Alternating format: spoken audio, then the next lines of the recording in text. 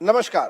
कांग्रेस ने कहा है कि वो राम मंदिर के प्राण प्रतिष्ठा समारोह में शामिल नहीं रहेगी। जो न्योता उनको दिया गया उसे ठुकराया है। इससे एक राजनीतिक कंट्रोवर्सी खड़ी हुई है। क्या कांग्रेस ने गलत फैसला लिया है? क्या ये एंटी हिंदू फैसला है? इन सब पर बात करने के लिए हमारे साथ है कांग्रेस के दिग्गज नेता, सांसद और पूर्व मुख्यमंत्री मध्य प्रदेश के दिग्विजय सिंह जी। नमस्कार दिग्विजय सिंह जी। ये जो निर्णय लिया है, क्या आप, जब ये इस पर क्रिटिसिज्म हो रही है कि ये एंटी हिंदू है, आप कैसे देखते हैं कि क्या कांग्रेस ने इस फैसले के साथ 2024 के चुनाव के पहले एक सेल्फ गोल किया है? बीजेपी अब दुनिया भर में कहेगी कांग्रेस जो है वो हिंदू विरोधी है। पहली बात तो ये है राजदीप जी, कांग्रेस पार्टी सभी धर्मों का सम्मान करती है, तो इसलिए हिंदू विरोधी हो ही नहीं सकती। ना मुस्लिम विरोधी है, ना सिख विरोधी है, ना जैन विरोधी है, ना बुद्ध विरोधी है। हम लोग सभी धर्मों का सम्मान करते आए हैं, करते रहेंगे। यही हमारी सनातन परंपरा है और यही हमारा भारतीय संविधान कहता है। हमने, कांग्रेस ने कभी भी उसे एक नहीं, क्योंकि मैं आपको इसलिए रोक रहा हूं क्योंकि बीजेपी का कहना है कि मुस्लिम अपीसमेंट हो रही है, तुष्टीकरण हो रही है और इसलिए कांग्रेस जो है वो हिंदू विरोधी है, मुस्लिम पार्टी बन गई है। क्या इस बारे में आप उनसे ये नहीं पूछते कि जो छुपकर जो उनका समझौता होता ओवैसी जी से, उसके बारे में वो क्या करते? हम लोगों ने क्या ओवैसी का कभी विरोध नहीं किया? हमने क्या कभी आजादी के पहले कांग्रेस पार्टी ने मुस्लिम लीग का, जिन्ना साहब का विरोध नहीं किया? हम लोगों ने वहां भी विरोध किया। हम लोग धर्म का उपयोग राजनीति में नहीं करते। हम लोग धर्म का उपयोग वोट मांगने में नहीं करते। अरे सर, आप ही के मध्य प्रदेश में कमलनाथ जी, आपके कॉलीग ने तो इस चुनाव में कहा था हम हनुमान भक्त हैं। तो क्या दिक्कत है? मैं राम भक्त हूँ, आपको क्या दिक्कत है? आप राम भक्त हैं, हो सकते हैं, मुझे क्या दिक्कत है? लेकिन तो आप हिंदू वोट के लिए कम्पीट कर रहे थे बीजेपी के साथ। बिल्कुल न स्पर्धा है, क्योंकि कांग्रेस पार्टी कभी भी धर्म के आधार पर चुनाव नहीं लड़ती, धर्म के आधार पर वोट नहीं मांगती। ये बिल्कुल आपकी गलतफहमी है, क्योंकि धर्म के नाम पर वोट मांगना संवैधानिक और पीपल्स लिबरेशन एक्ट में और कोड ऑफ कंडक्ट के खिलाफ है। कभी भी हमने धर्म के नाम पर कभी भी किसी चुनाव में वोट नहीं मांगा। आपने वोट नहीं मांगे, लेकिन आपके पॉलिसी डिसीजन जो थे, शाहबानू केस हो, सैटेनिक वर्सेस हो, वहां ये आरोप था आपने इस्लामी फंडामेंटलिस्ट के साथ समझौता किया। जब बाबरी मस्जिद का जो ताला है वो खुलता है, शिलान्यास से होता है, तब आप बीएचपी के साथ होते हैं। तो आपने दोनों के साथ एक तरह से समझौता किया। जैसा व्यक्ति इतिहास आपको गलतफहमी में है। मंदिर का ताला हमने नहीं खुलवाया, मस्जिद का ये, मंदिर का ये, राम जन्मभूमि बाबरी मस्जिद के अंदर और जो गलत तरीके से मूर्ति रखा गई थी जी, उस पर जो स्टे ऑर्डर था, वो स्टे ऑर्डर का जो आदेश हुआ मंदिर का दरवाजा खोलने का, वो कांग्रेस ने नहीं, वहां के जज ने निकाला था रास्ता। दूसरी बात यह है, कांग्रेस पार्टी ने कभी भी किसी भी धर्म के विषय में हम लोगों ने एक तरफा कार्रवाई नहीं की।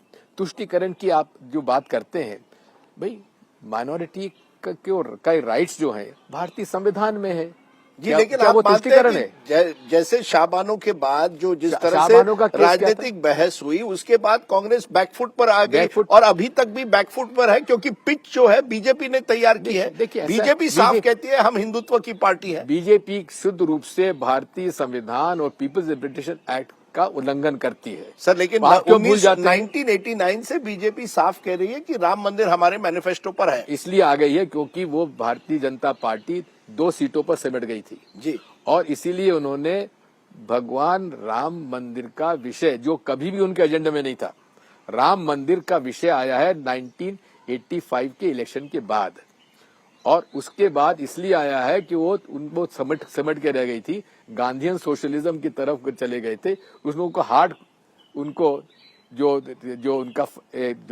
उनका मूल जो आधार है धर्म का उपयोग करके किस तरह से धार्मिक भावना को उन्माद फैलाकर देश में राजनीति करना, जो कि भारतीय संविधान और पीपल्स रिप्रेजेंटेशन एक्ट और कोड ऑफ कंडक्ट के खिलाफ है, उसके का उल्लंघन करके राजनीति में आकर उन्होंने किया है। पर फिर भी बताइए दिग्विजय सिंह जी, प्राण प्रतिष्ठा हो रही है, सभी को न्योता दिया गया है, क्या बात है कि कांग्रेस नहीं वहां जाना चाहती? क्या कहीं ना कहीं आप प्रधानमंत्री मोदी को बॉयकॉट कर रहे हैं? दो कारण है जी।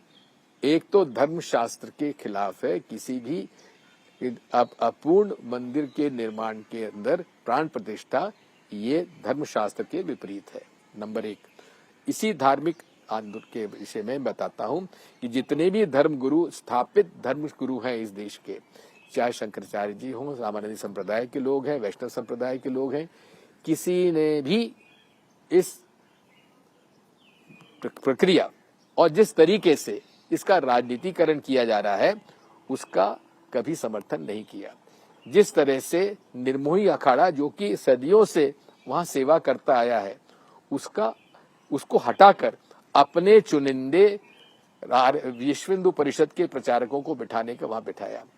और जिस प्रकार से चंपत राय व्यक्ति, जिसने कि हमारे दिए गए चंदे के अंदर स्कैम किया, जमीन खरीद में घोटाला किया, वो हमको शिक्षा दे रहा है। शंकराचार्य के संस्थापक संस्था को चैलेंज कर रहा है और रामानंदी संप्रदाय के लड़ाना चाहता है। अरे दोनों मिल के काम करने वाले लोग हैं। इसीलिए नरसिम्हा राव जी ने रामालय ट्रस्ट का गठन किया था मंदिर निर्माण के लिए, जबकि तो आप एक तरह से कह रहे हैं कि बीजेपी, आरएसएस, वीएचपी ने ये पॉलिटिकल प्रोजेक्ट बनाया है, मंदिर का निर्माण एक पॉलिटिकल प्रोजेक्ट बन गया, ये आप इस वजह से आप वहां नहीं जा रहे हैं? ऐसा नहीं, देखिए वो तो आज से नहीं है, उनका तो 1925 में आरएसएस का गठन हुआ, तब से उनका धर्म का दुरुपयोग करके और नफरत फैलाकर इस देश में राज कायम करना, राजनीति करना, वो उनका लक्ष्य रहा है। और ये बात मैं आपसे इसलिए कह रहा हूं कि जो कि भारतीय संविधान को एक चुनौती है, हमारे भारतीय सनातन धर्म के लिए चुनौती है और लोकतंत्र को चुनौती है, लोकतंत्र की चुनाव की प्रक्रिया को चुनौती है, उस वजह से हम लोग इसका अपोज करते हैं। लेकिन हमारा मंदिर निर्माण में कहीं आपत्ति नहीं है। लेकिन बीजेपी कह रही है कि देखिए ये हिंदुओं के भावनाओं से जुड़ा हुआ है, हिंदुओं की आस्था से जुड़ा हुआ है। अब जब इतने सालों के बाद मंदिर स्थापित हो रहा है, उसमें शामिल होने में क्या आप वहां जा सकते थे और कह सकते थे कि हमें नरेंद्र मोदी जी की जगह कोई और अगर प्राण प्रतिष्ठा करता तो ज्यादा अच्छा था, लेकिन बहिष्कार करना एक तरह से आप बहिष्कार कर रहे हैं। एक बात सुनिए, निमंत्रण हमको जहां से मिल रहा है जी, वो ट्रस्ट में कौन लोग हैं? चंपत राय क्या है ये? दूसरा, एक जो भाजपा का उम्मीदवार वहां से पटना से लड़ा, वो वहां क्या कर रहा है? धर्मगुरु उसमें क्यों शामिल नहीं किए गए? रामालय ट्रस्ट को काम क्यों नहीं सौंपा गया, जिसमें कि शंकराचार्य थे और रामानंद संप्रदाय के प्रमुख थे, उनको ये काम क्यों नहीं सौंपा गया? राजनीतिकरण इन लोगों ने शुरू किया है, क्योंकि इनके पास उसके अलावा कोई मुद्दा नहीं है। लेकिन महंगाई बढ़ती जा रही है, बेरोजगारी बढ़ती जा रही है, ये धर्म के नाम पर लोगों को मूर्ख बना रहे हैं। क्या ये कांग्रेस जो आप कह रहे हैं पूरी तरह से इस बात पर एकजुट है, या कांग्रेस में भी डिविजन्स है? कुछ कांग्रेस के नेता कह रहे हैं कि ये फैसला शायद गलत था, जाना चाहिए था। अर्जुन मोढवाडिया गुजरात कांग्रेस के नेता है। कुछ अन्य नेताओं का कहना है कि शायद आपने एक गलत फैसला लिया। क्या आप मानते हैं कि कहीं ना कहीं कांग्रेस भी दुविधा में है, जाए या नहीं जाए? यू आर कॉट बिटवीन, जैसे अंग्रेजी में कहते हैं, रॉक एंड हार्ड प्लेस। जो भी आप फैसला लेते आप फंस जाते। आप बिल्कुल गलत फहमी में हैं।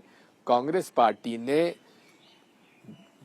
पूरे सोच समझ के निर्णय लिया है। नंबर एक, सारे धर्मशास्त्रों के विपरीत ये प्राण प्रतिष्ठा हो रही है, नंबर एक, जिसमें कि सारे शंकराचार्य उन्होंने मना कर दिया आने के लिए। रामानंदी संप्रदाय ने इसको अपने आप से अलग रखा है। जो स्थापित परंपराएं थी उनको तोड़ा जा रहा है, हमको उस पर आपत्ति है। तो एक आपत्ति तो थी जिस तरह से धर्मशास्त्र का इन्होंने विरोध किया है, उसका पालन नहीं किया, वो विरोध। दूसरा पॉलिटिकल है। हमारे इंडिया अलायंस के सारे पार्टनर्स, शिवसेना तक, जिन्होंने जो क्लेम करते हैं कि मस्जिद हमने गिराई, जिनके लोग शहीद हुए, आज जो उस राम मंदिर आंदोलन में जो शहीद हुए वो कहां है? चंपत राय तो सर्वे सर्वा हो गए, जिन्होंने कि हमारे चंदे का पैसे में लैंड स्कैम किया, वो सर्वे सर्वा हो गए। उनका क्या ले रहे देना राम मंदिर से? बात वही है, ये धार्मिक परंपराओं पर वार है और धार्मिक परंपराओं, सनातनी परंपराओं के साथ खिलवाड़ किया जा रहा है भाजपा द्वारा, जो कि पूरे नियम और शास्त्रों के विपरीत काम किया जा रहा है, नंबर 2। और दूसरी बात यही है कि जब सभी इंडिया अलायंस पार्टनर्स ने इस बात की आपत्ति की है, कांग्रेस को इस मामले में हम लोगों ने सोच समझ कर ये निर्णय लिया है और एक मत से लिया गया है। कहीं ना कहीं लेकिन क्या डर है कि बीजेपी इस मुद्दे को पूरी तरह से अब भुनाएगी और उनको इस 2024 चुनाव में राम मंदिर के नाम पर वोट मिलेंगे? आपके हिंदी हार्टलैंड में, उत्तर भारत में हमने कई सालों से देखा है कि बीजेपी को इस मुद्दे से यश मिला है। आप भूल जाते हैं कि जब बाबरी मस्जिद गिरी थी तब चुनाव में मध्य प्रदेश में, हिमाचल में सरकार हमारी बनी थी। वो 93 की बात है। अब 2023 में नरेंद्र मोदी जी है। तब तो और पीक पे थी बात। लेकिन अब नरेंद्र मोदी जी है, उनका कहना है उन्होंने राजनीति बदल दी है। नरेंद्र मोदी के पास तो एक हथियार है, इसका उल्लेख मैं यहाँ नहीं करूंगा, जिसकी वजह से आज वो उनको बहुमत जो मिल रहा है, जिनके पास जो इस प्रकार का वोट स्विंग उनके पास हो रहा है, उसका मैं बाद में आपसे करूंगा जिस दिन आपको फुर्सत नहीं। वो तो आप अपने ट्वीट्स में कह रहे हैं कि ईवीएम की बात कर रहे हैं। मैं आपको सिर्फ इस बात को कह रहा हूँ, राम मंदिर से हमको कहीं ऐतराज नहीं है, हम सब राम भक्त हैं। उसका निर्माण पूरा हो जाए, हम खुद जाएंगे मिलने के लिए। हम जाएंगे दर्शन करने के लिए। आप जाएंगे दर्शन के लिए? आज से नहीं जा रहे। अयोध्या में कई बार गया हूँ। कनक मंदिर, हमारे भगवान राम का मंदिर का निर्माण ओरछा के महाराजा ने कराया था। आज ये बात मानी जाती है कि ओरछा के राम दरबार में वहां दिन भर वहां विराजते हैं भगवान राम और रात को अयोध्या आते हैं। ये परंपरा चली आ रही है आज से कम 200-300 साल से। तो हम तो राम भक्त थे, हैं और रहेंगे। और मैंने हनुमानगढ़ी भी में गया हूँ और उस समय जब जो रामलला जहाँ विराजमान थे, बाबरी मस्जिद टूटने के पहले, तब भी मैं वहां गया हूँ। मैंने सीता रसोई भी देखी है और मैं कनक मंदिर के दर्शन भी मैंने किए हैं और राम मंदिर भव्य बन रहा है, बड़ी अच्छी बात है। लेकिन जिस प्रकार से उसका राजनीतिक दुरुपयोग किया जा रहा है, हम उसके खिलाफ हैं। और जिस प्रकार से शास्त्रों को तोड़ मरोड़ कर उसका राजनीतिक उपयोग किया जा रहा है, धर्मशास्त्र का विरोध किया जा रहा है, अवमानना की जा रही है, हम उसके विरोध में हैं। दिग्विजय सिंह जी, आपने हमसे बात की, बहुत बहुत शुक्रिया। Thank you. धन्यवाद।